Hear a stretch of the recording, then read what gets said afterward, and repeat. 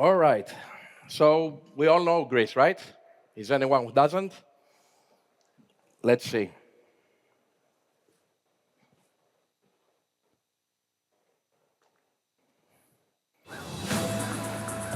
Hey, you. What do you want? I want to see the sun. I want an escape.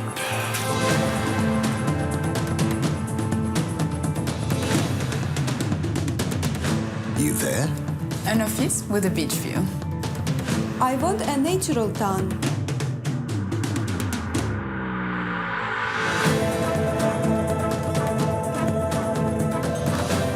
You? I want to taste real food. Something well-aged.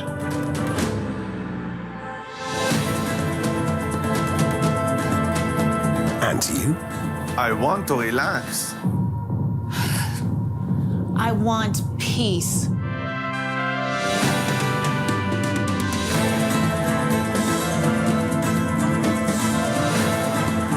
All you want is Greece. All right. So Greece is not only about sea, sun, and food. Greece is also about business. And this is what we will talk about.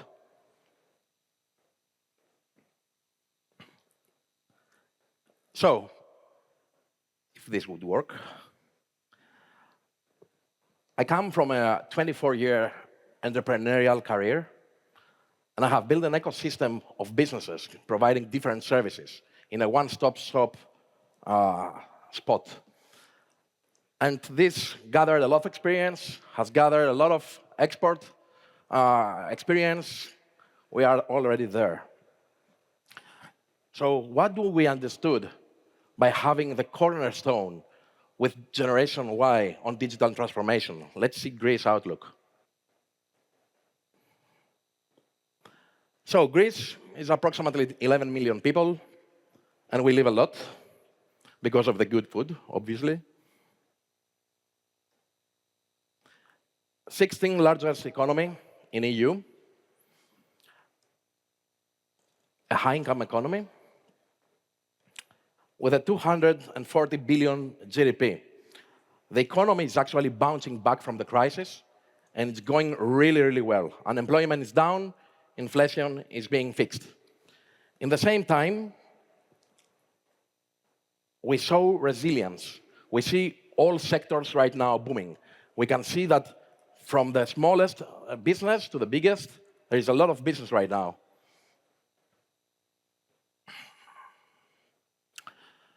So we have an ongoing growth on GDP.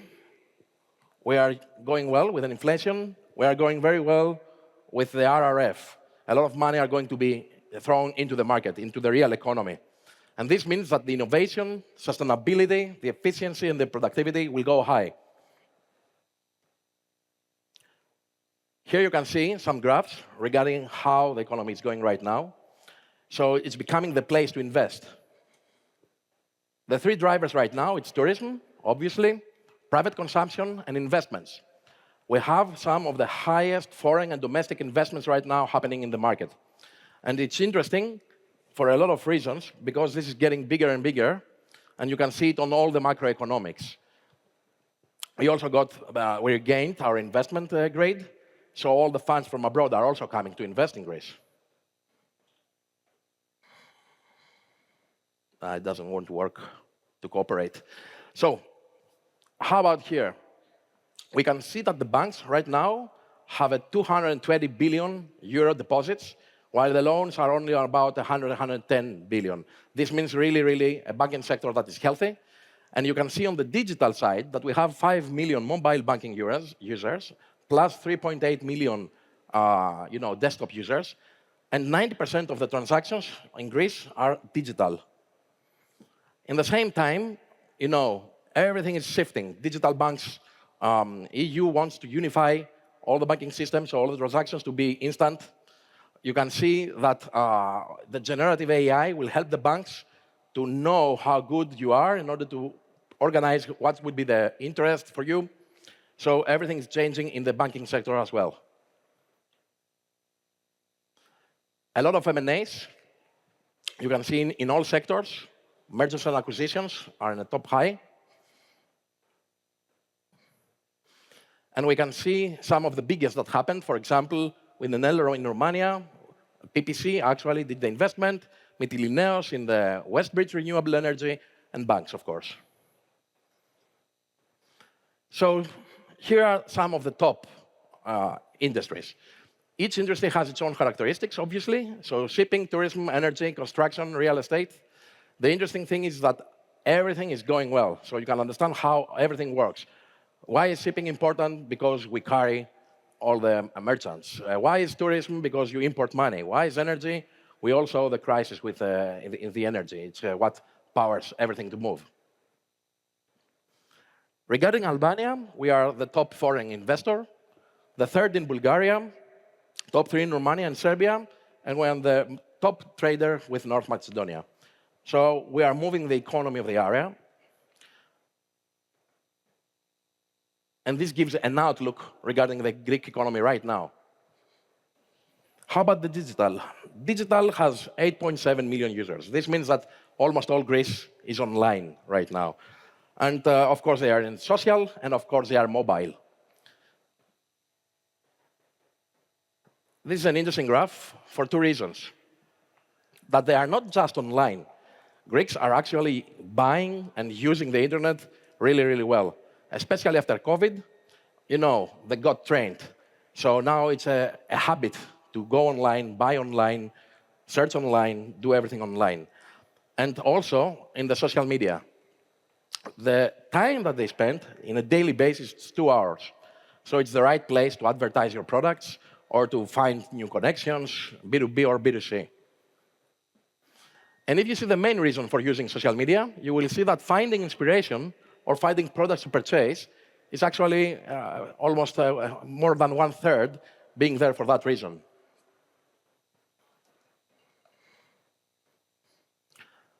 Let's see a little bit the e-com. 34th largest market, 10 billion. This is going up every year with a rate of 10% CAGR. So you understand that if you invest now, what is coming to the next years? So we see an increase, steady increase in e-commerce penetration. The interesting thing here is that, we are actually in the Balkan area, suddenly jumping into the train. We have a better growth overall in the area, but there is still room to grow. So this makes an opportunity as well, business-wise. Emerging business models like quick commerce, delivery solutions. People have understood that the experience comes not only when you buy it, but how you receive the product, how you receive the service. And of course, suddenly we realized that 3PL is a solution. And actually, it's a serious solution because there are professionals doing that. You don't need to learn everything while you're running an e-commerce site. Regarding GDP, you will see that we are on 5.9%. So it's growing. I remind you that a percentage on the 240 billion euro GDP. And e-commerce, this is a projection, will reach this amount of numbers in the following years. You can see in 2022 to 2023, there was a correction due to COVID, of course. Same with the spend that is happening, same with the shoppers. Greece right now is on 70%, and if you see compared to other Balkan areas, we have a little bit better position. This is an opportunity. The area is growing, so let's take advantage of this. What does, what are the top drivers for the consumers? So, of course, it's the free delivery. This, for some reason, drives everyone crazy, even if the prices are not right. And then you can see a little bit of how it breaks down. The thing is that the consumer is acknowledging what the e-commerce stores are doing. So they have their eye there, and they are aware. Top categories. This hasn't changed much from the last years, but you get an idea. Fashion is steadily at the top. electronics, food, toys. You get the idea. And we're on the 25th position regarding the volume of the e-commerce shops. Romania is a little bit better, 117,000, but you can see in total how the market works.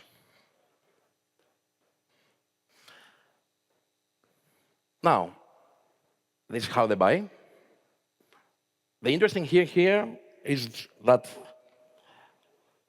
give an idea that at least once per 2 weeks, there is a purchase from the 90% of the users that are online, which are the 90% of the population. So having a lot of ways to get paid is important. This is back to 2022. We don't have data for 2023, but these are the top sellers. And these are the top marketplaces. There is a huge fight, even that we don't have as many as Hungary, as we saw yesterday. But reality is that the fighting there is immense. They are throwing a lot of money into R&D and new ways to service a client. 1/3 of the Greeks are searching first from a marketplace in order to buy something. Just to give you an idea of the dynamic of the market, these are real numbers from our clients in Generation Y. So for example, in the e-pharmacies, we have some pharmacies that go to up 1.5 million euro revenue per month, not per year. In fashion, easily a 500,000 euro per month. And in publications, books and so on, an 8,000 euro. So this is indicatively a scale. What can you expect? What is the dynamic of the market? Now, there are many different trends regarding payment. But the reality is that the most, unfortunately, favorite one is still pay on delivery. Security still is a problem. Cybersecurity is a rising concern for all CEOs across Europe. Same thing in Greece. So, making the consumer feeling safe and making the consumer that he understands what he buys, how he buys it, when he will get it, the product is very important because this is one of the drawbacks for someone to buy or not to buy. Now, our fourth stop is how to adapt. So we have to see how we take advantage of the big data. We have the big data. How do we transform them into smart data? Because it is unstructured right now, a lot of companies. The systems are not integrated, so they don't know how to utilize them in order to make a better and a more efficient way on targeting and advertising your products or services to the clients. So how do we go from chaos to a meaningful insight? So it's important to adopt new technologies. It's important to see how you will make your development sustainable in a growing market, and what are the strategies that you can apply. Let's see what are some of the most famous right now. E-commerce, even the small stores, are actually right now doing experiments with all these technologies. We ourselves are also bringing a lot of products from abroad. We are actually cooperating, for example, with Releva here in Bulgaria, and we bring it in Greece.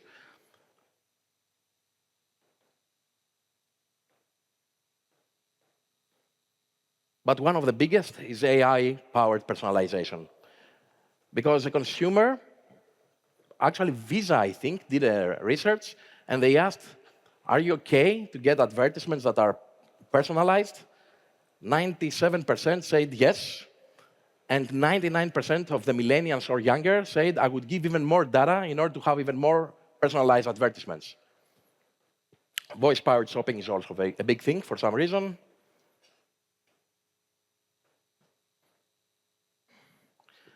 So what's important in this slide? It is to understand that if you don't adapt, if you don't be in a mode, if you are not in a mode that you search and you see what is happening out there in the world, then how can you compete? So you need a partner that can actually navigate you through all the choices that are now happening. There is a tornado of new things due to the EA that is coming, and we need to see what is actually making rich, not with a EA, but with rich. How do we get rich through e-commerce? All these tools are helping. This from Deloitte. 30% of the companies are actually trying to pioneer. 35 are kind of experimental, in experimental mode, and 30% are followers. And this is interesting because 3 in 5 IT firms are anticipating to aid other sectors. So the market is changing because suddenly, due to the scarcity of the personnel, we're trying to see how we can help all other sectors to grow digitally. Digital transformation still is one of the top concerns of the CEOs. Later on, we will have on the panel Code Hub, who actually has this mission. How do you bridge the gap of the scarcity of the tech personnel in order to, become more digital, become more innovative? So yes, talent management is a pain.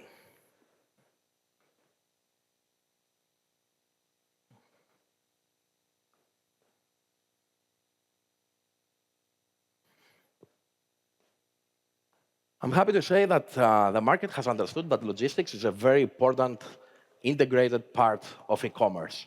It provides the experience, as I said earlier.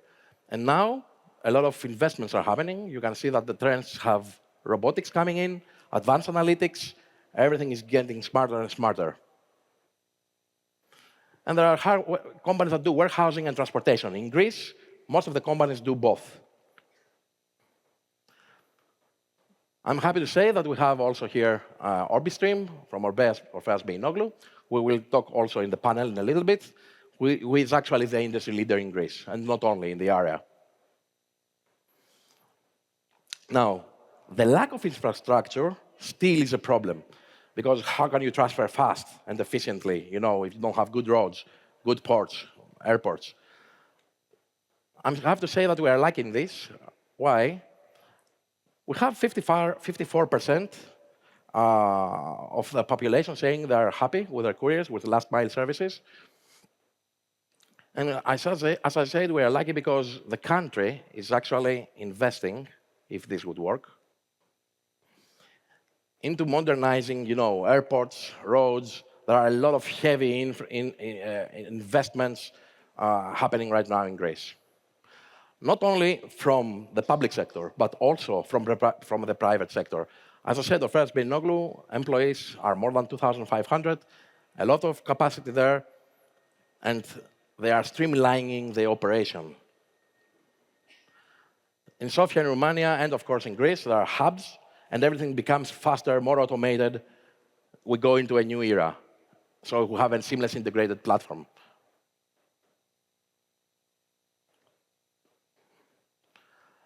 We have to take care of the regulatory environment. This is interesting because, in reality, taxation in Greece, corporate tax is on 22 to 24%, but on dividends, it's only 5%. So you can get your profit in your pocket very, very economically, affordably. In the same time, everything is improving. You know how GDPR works. It's respected in Greece. And in general, we are following the European Union regulatory, which makes it safe for both the companies and the consumers.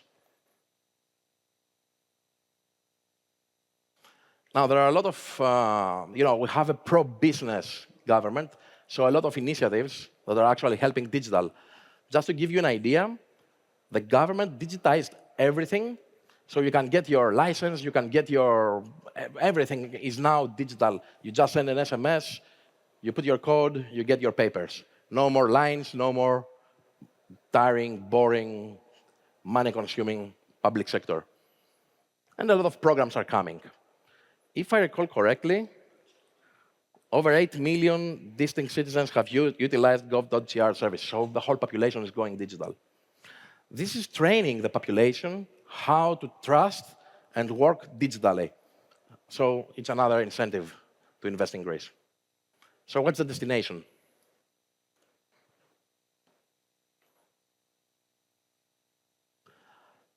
We have a booming economy right now in Greece. with a growing penetration of internet and e-commerce, a government that is digitalizing everything, so the government's training the people, the logistics are being better and better every day, and of course, the purchasing habits are getting more consumer-oriented. As I said earlier, consumerism is on the high rise. And what do we understand on the journey? That we go from awareness of our product, of our company, to the acquisition, then to delivery, and then to retention. But do you know what's the reality?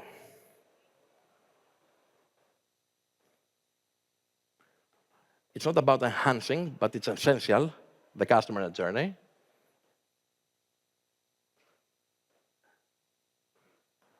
It's not about awareness, it's about purpose. What do you need to buy? What service or what product? It's not about acquisition. It's about experience. It's not about delivery. It's about service. And it's about loyalty.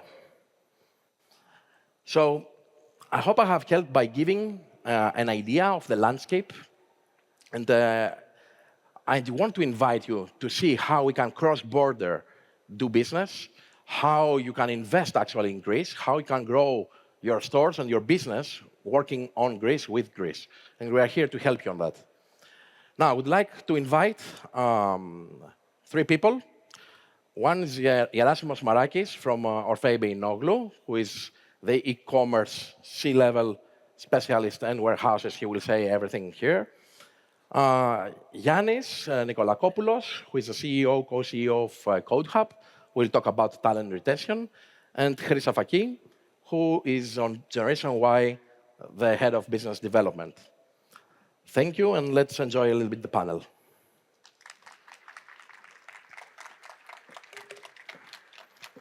Ladies first, yes. Welcome. Hello, Tassos. Really nice to see you. May I choose wherever you want? Thank you very much. Thank you. I'm okay. Hello. Welcome. Prakash. All right. So we saw the numbers. Let's do a discussion of how we work over these numbers and what are the opportunities there. I would like to start with Chrysa. Digital transformation is critical in today's business landscape. AI is transforming everything, literally. Can you elaborate on the specific AI-driven trends influencing the e-commerce sector, one part, and how do you in Generation Y leverage this to give a competitive advantage to your clients? Thank you, Tassos. It's an honor and a pleasure being here with you today and being among friends and partners. It's the second time I'm here in Balkan Summit, so I see how it grows and I see the opportunity here. So, like Tassos mentioned earlier, AI is not just a trend. I think generative AI has helped us to understand that so far. It's actually a transformative force. It changes the way we do business in multiple ways, not just in terms of digital and e-commerce.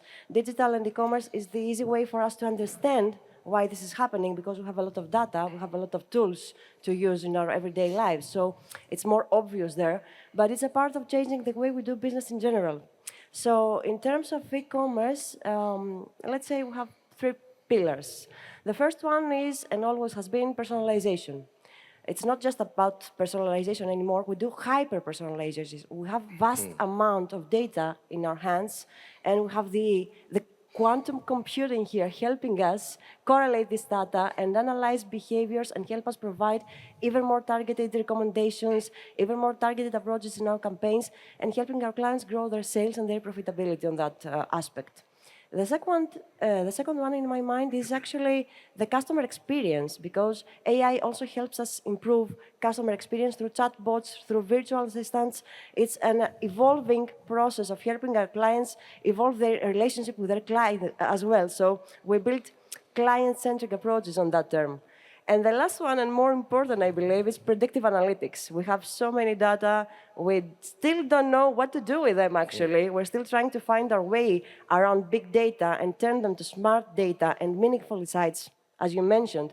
So We are currently trying to evolve strategies and technologies that help us analyze this amount of data and predict not just customer behavior, but also inventory management, demand trends, market trends. And what we do currently is that we work on a data fabric in Generation Y. We have the opportunity to be the ones that actually create the e-commerce stores that gather the first-party data.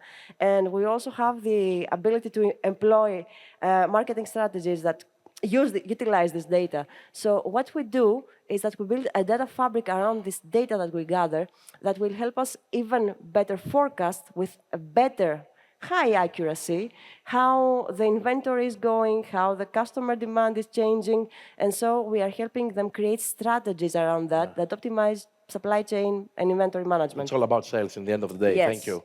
So, Gerasimos, you have a very interesting career, I would say. What are some major milestones and what are the lessons learned from these milestones? Can you share? Concerning e-commerce, COVID has changed Greece and the Balkans rapidly. So COVID is a very important milestone for the Balkans and Greece. There is a KPI that's called e-commerce penetration, as you know, and it was around 40%. That means that 40% of the population has bought at least once from a site. Now this number is around 75, and this happened in 2 years. That means there's a shift from brick and mortar to e-commerce.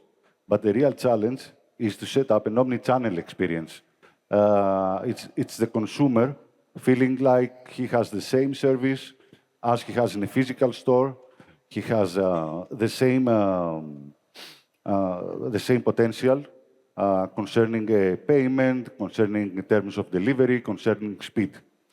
So this, I believe, has been made understood from all the entrepreneurs in e-commerce, and they are focusing at this omni-channel customer experience. So COVID was a very significant milestone, as it is also the potential of the supply chain that has changed with technology and with investments in Balkans the last years. Particularly, we serve more than 25,000 orders per day, and I'm talking about end-to-end. Impressive. Fulfillment-wise, receiving the shipments inbound, picking, packing, the whole warehouse process, as well as last-mile delivery. And the shift there, that it is also a milestone in the last year, is that not only everyone in their mind, when they hear last mile, they think about courier. Okay? It's not just courier. Now everything is going through e-commerce. We're doing furniture, we're doing major domestic appliances like refrigerators, everything. And that's because they are available.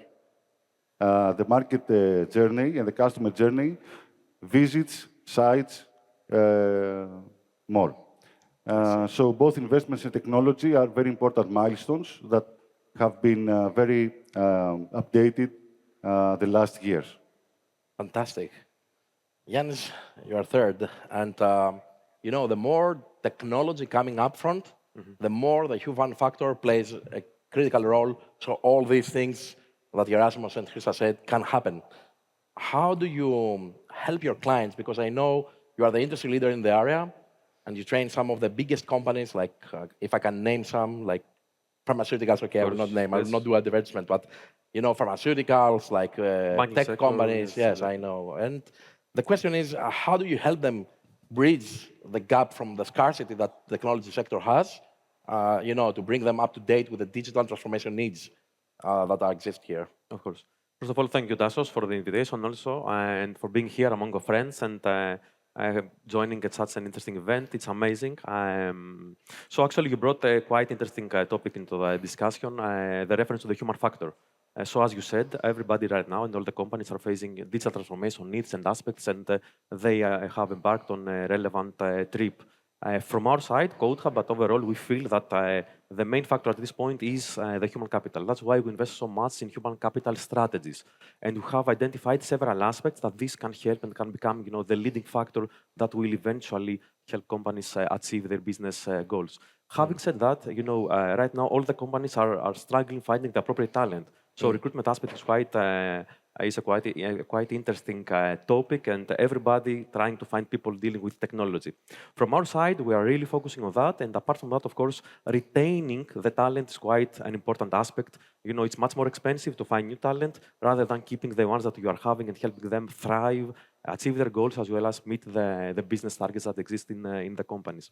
Additionally, and as you are saying, the skill set and the competencies that are required in the digital transformation trip of the companies continuously changes and evolves. That's why the term augmented capacity and capability is quite important in nowadays, to be able to combiine into your team, the in-house team, skills, competencies, experience, know-how that exists in the market, and having the experts coming inside the projects that you're having and helping you achieve the goals. This is also quite an important factor. So all in all, having and acquiring the appropriate talent, helping at the evolution of that, bringing new skills in your agenda and your team is quite important also to be able to meet the digital transformation targets.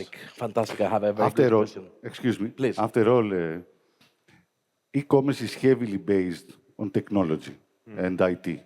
And all this requires very specific personnel that we could all agree at this moment that it's the personnel that is more in lack globally. The most wanted guys. Okay, in order to bring clients in, as you want in a physical store, Yes. you need IT, you need digital marketing, you need AI, you need other tools. In order to convert your sale, you need payment types, etc., that are based on IT developing, etc., etc. So personnel, and specifically IT personnel, is a very important part of this chain of e-commerce. Okay. Of course. And also from your lack for point of personnel, view, to have the better experience at the end of this process is also a matter of training. It's a matter of helping our people inside understand that they are a crucial part of the organization. They are a crucial part of the funnel in you're terms talking of about retention. culture. Yeah. Yes. Yeah, and it's easier to train someone than to find someone. Yeah. Exactly. Okay, this is very important. It's much more cost-effective and actually... Exactly. It's like hire for character, train for skills. So you actually, Gerasimos, you give me the pass for the second question to you, because, logistics have become a really, really important part on e-commerce. And you speak about technology and again that is applied there. Can you give some examples? What kind of technologies you as an industry leader actually use and apply and help your clients to them? Yes, of course. There are two important things. Okay, one is visibility. Visibility of the shipments. This is the first thing that all the customers, and I'm talking about both sides of the customer world, I mean, the 3PL's customer and the final destination customer, the one who is actually buying the product. So it's visibility. So every technology that has to do with where the shipment is at the moment is important, visibility. We have built systems that we can provide visibility even when we are in process of picking the product. Of course, on the last mile part, in every step of the last mile part, and even live tracking of specific orders for customers. Now, one thing is this. The second thing for e-commerce is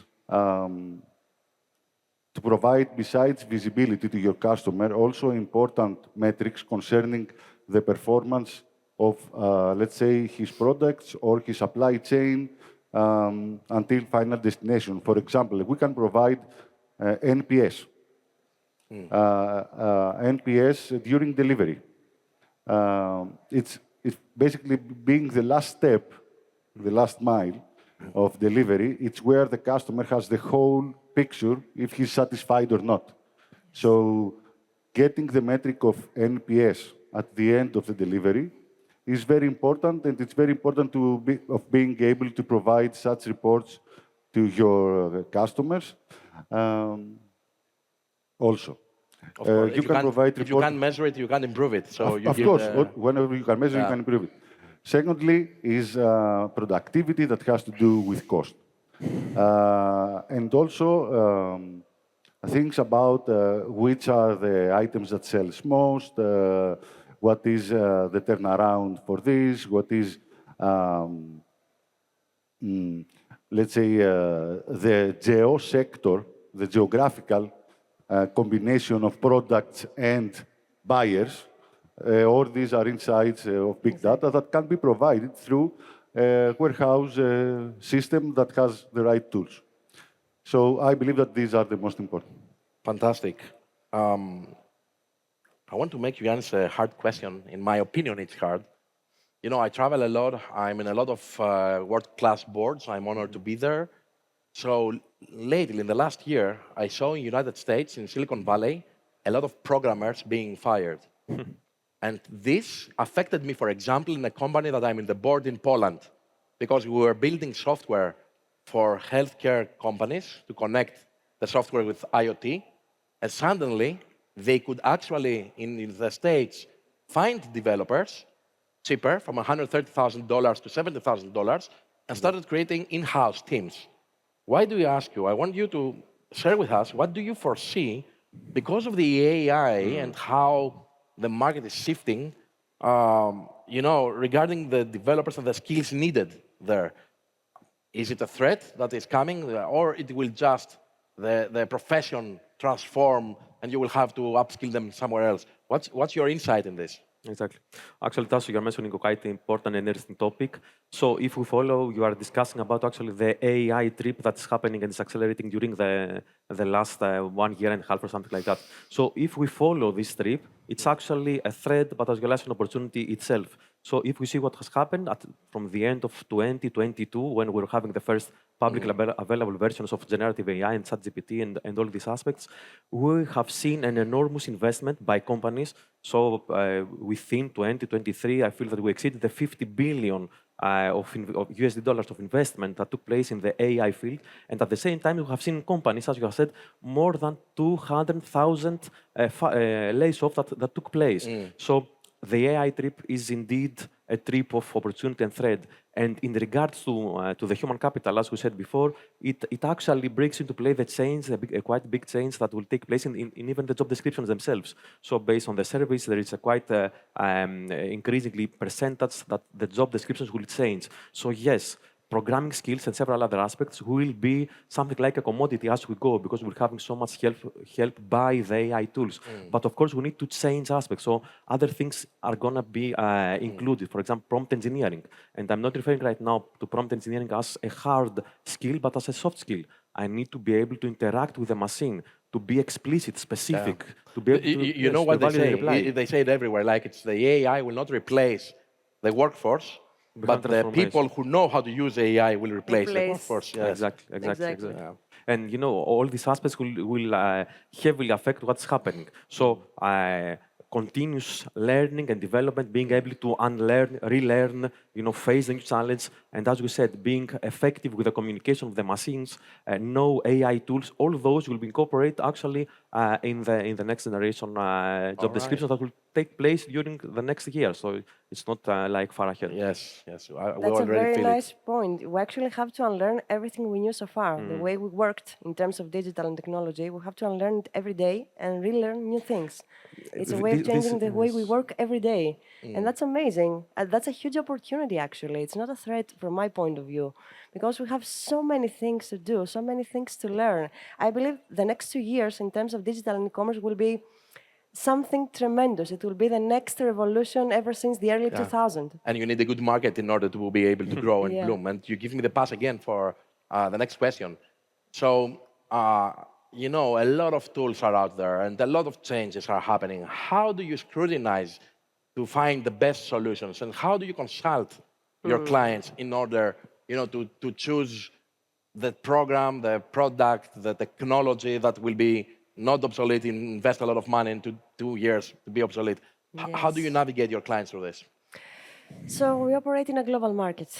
We are in more than 50 countries. We see new things every day. It was even difficult before all this happening because of the competitive environment, because of the opportunities that you have out there.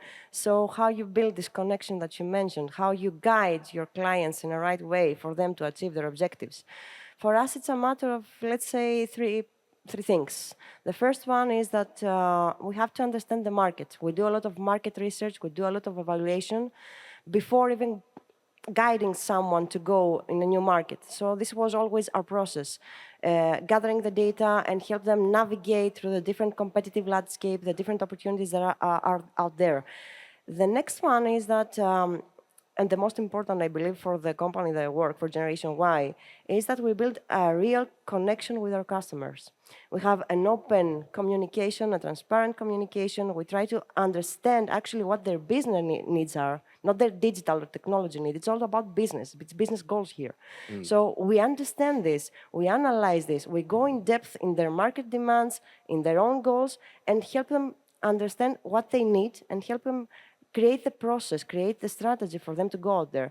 And the last one actually is also data. We have to utilize the data to help them navigate in this environment. But we also have to do a lot of R&D, our research from our point of view, from our team, to be ahead of the transformative changes, to be ahead of what's coming new, what's the new tools, what's the new technology, and always be in the position to understand what tool matches what need, because it's not just about having the most, high-tech tools, the most innovative tools. It's about doing the business. So that's the point of view. And let me say another last point, because I think that technology sometimes confuses us. It's not about technology at all times. It's about creating long-lasting, real relationships with your customers, customer-centric strategic approaches, and that involves also business positioning, business branding, message, the purpose of the company, the human factor behind why we're out there, why we're doing this business, what we're actually offering, and help our clients create resilient, in all this change and this transformation environment, resilient customer-centric strategies. They will create these relationships that will help them be there, create sales, create profitability, no matter what changes in terms I love of being in technology. this global mindset and how we can help the client. I want to do one last question to Gerasimos. You are also a global business. What is your plan? How do you integrate so many different countries? I saw earlier you are everywhere, Romania, Bulgaria, Greece. How do you integrate? And, this is a tremendous competitive advantage, being the owner of everything. Yes. First of all, in order to grow in a way like this, you need the investments. So we are healthy enough to have the ability to provide these investments. The second thing is really creating a library of knowledge. Because when you have a library of knowledge, you can give this knowledge independently of the area. The knowledge is something very transferable, and it's very important to create the know-how in another country. Now, getting the clients, for example, is another thing, but our very strong presence and our reliability as a company helps us a lot.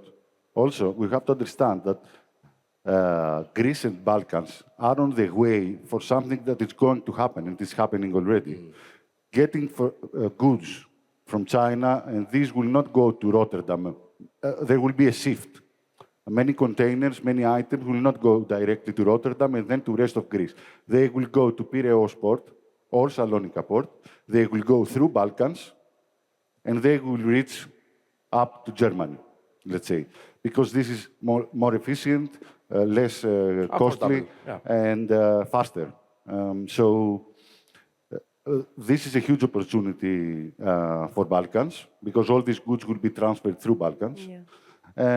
And so having the infrastructure and the base in Greece and a strong presence in Balkans help us grow in such a speed.